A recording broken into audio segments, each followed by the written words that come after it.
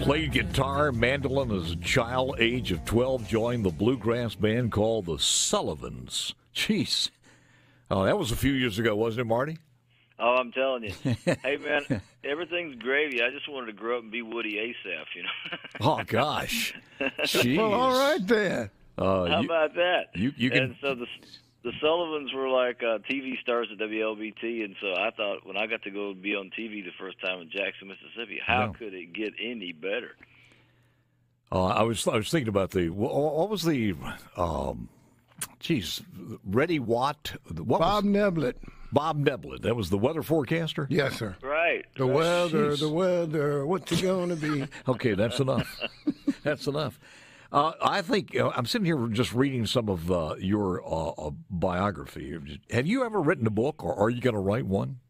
Well, I keep putting out photography coffee table books to avoid writing a real book. I know it's something I need to do and something I need to get around to, but I think it's going to be one of those things where I have to go to my cabin in Arlington, Mississippi, and just shut myself away for about a year and then write a book. But I haven't quite made it to that point yet. Well, that simply means that you want to make sure it's done the right way. And when you wait that long, I understand that. But number one, with the history you have in country music and all the people and things and places you've seen, you can't go to that next level upstairs without leaving some of those memories behind.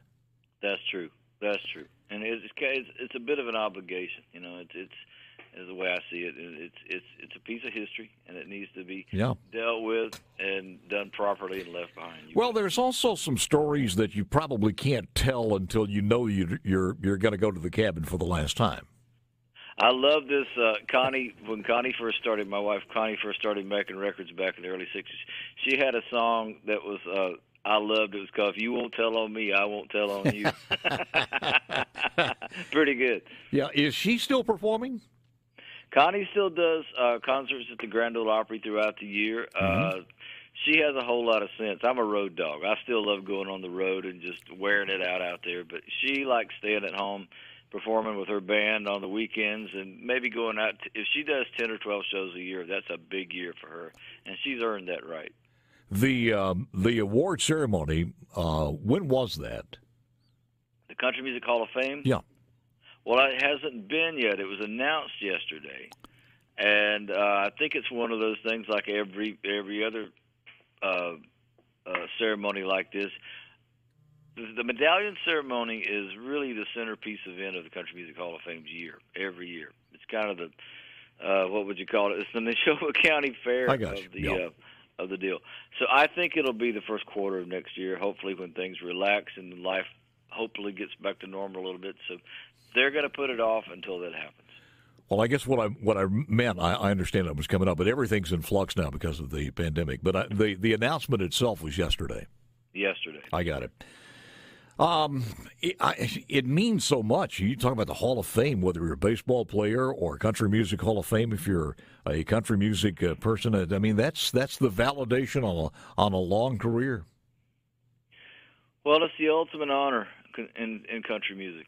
And, I'm so honored because what you said a minute ago is so true. I went to Nashville so young. I was 13 years old and joined up with Lester Flatt's band. And I wasn't old enough to drive, so I lived at his house till my mom and dad and sister could move up from Mississippi a couple of years later.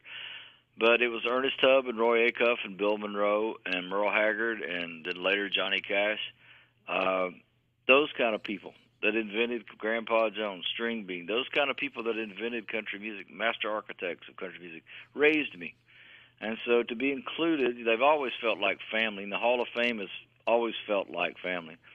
I was the president at the Country Music Hall of Fame for 8 terms several years ago, but to be formally inducted and to be brought into the circle amongst those other names, it takes some getting used to, even though I thought I would be ready for it. It's a high honor.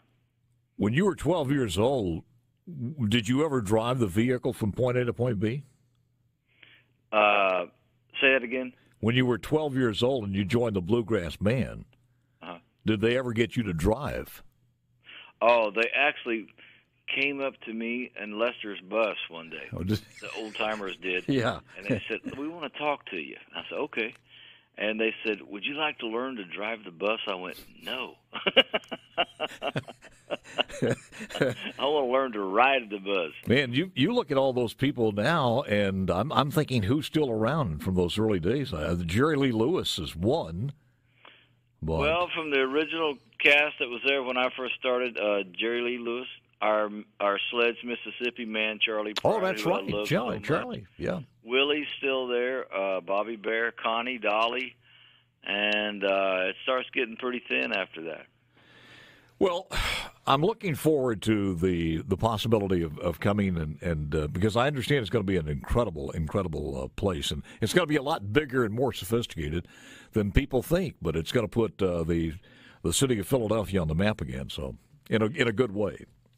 Well, I agree, and it's not just Philadelphia; it's for the whole state, and it's for the nation. This will be a national treasure. Our advisory board consists of people that are on the board of the Smithsonian, the Library of Congress, Ken Burns, Berklee College of Music. I mean, it's the head of the Grand Ole Opry, head of the Country Music Hall of Fame, Rock and Roll Hall of Fame is represented. They're all there, and they love Philadelphia, Mississippi. They love the state of Mississippi, what we represent to the world creatively, and I do think it's been a long time coming. It's kind of like setting a spaceship down in the middle of Philadelphia to begin with. Yes. The town's catching up, and it's starting to happen, and it's becoming a reality, and the citizens are responding, and the citizens of the state are responding. But I just want to do something that we can all be proud of, and, as you say, leave it behind. Oh, it will live on forever. I got to ask you this, too, because a lot of people don't think about this. No matter how big you are, and certainly if you're just getting started, but it's been rough out there. I mean, there's a lot of cancellations. People don't think about this, but the pandemic has hit the music business, the entertainment business hard. Oh, maybe the worst of all. I agree. I noticed that the churches are starting to come back together a little bit. Athletes can play, the cardboard cutouts in the stands, and the Kentucky Derby's going to run. I saw that finally, but we are in the business of bringing people together, and that's just not the thing to do right now. And I got sent home from the road on the middle of March, and I shook hands with the fact that this is not going to happen this year. So, yeah, the circus is down.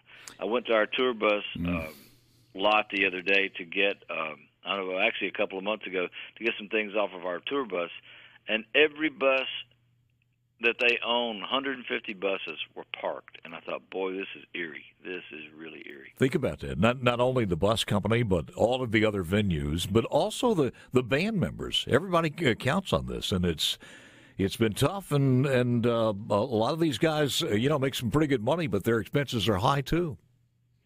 Overhead is high, and as you said, it's not just the musicians, just lighting technicians, sound technicians, on and on. So, Paul, all that to say, if you need a little yard work done, give me a call. I've got some time on my hands. that would make the lawn mowing experience a lot better for me. Marty, it's always good seeing you, sir, and talking to you. I look forward to seeing you in the studio one day again. Hey, same here, and listen, let's agree that you'll come to the Ellis Theater, and we'll do a broadcast from there. We be ready. All right, buddy. Be careful. Stay safe. Thank you, sir. Marty Stuart.